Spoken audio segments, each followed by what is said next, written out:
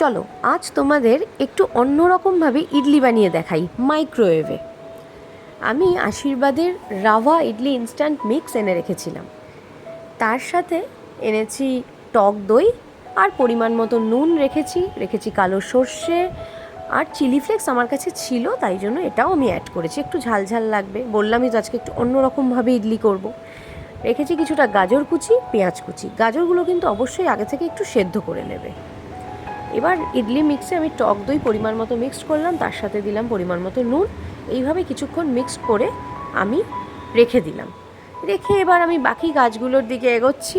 এইটা কিছুক্ষণ থাক, যত এরকমভাবে রেখে দেবো তত ভালো হবে, নরম হবে। এবার কিছুটা ফ্রাইং প্যানে সাদা তেল নিয়ে নিলাম, তার সাথে কালো সর্ষে ফোড়ন দিলাম।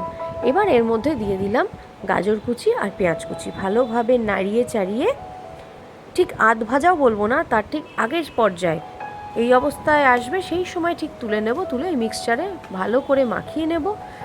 তার সাথে আবার কিছুটা দই অ্যাড করব। দইয়ের পরিমাণটা কিন্তু ঠিকঠাক হওয়া চাই, একটু বেশি হলেও ক্ষতি নেই, বরং নরম হবে ভেতরটা। তবে একটা কথা বলে রাখি, মাইক্রোওয়েভে যেহেতু করছি, জলে ভাপাচ্ছি না, তাই এটা কিন্তু ড্রাই ইডলি হবে, ঠিক আছে? অতটাও নরম হবে না, ঠিক টেক্সচারটা এরকম হবে সব কিছু পরিমাণ মতো দেওয়ার পরে। এবার আমি মাইক্রোওয়েভে 2 মিনিটের জন্য বসিয়ে দিলাম, মাইক্রোওয়েভ প্রুফ বাটিতে। আর বাটিগুলোতে অবশ্যই একটু তেল মাখিয়ে নেবে, যাতে পরে ইডলিগুলো তুলে নিতে সুবিধা হয়। ব্যাস, ইডলি রেডি 2 মিনিট পর।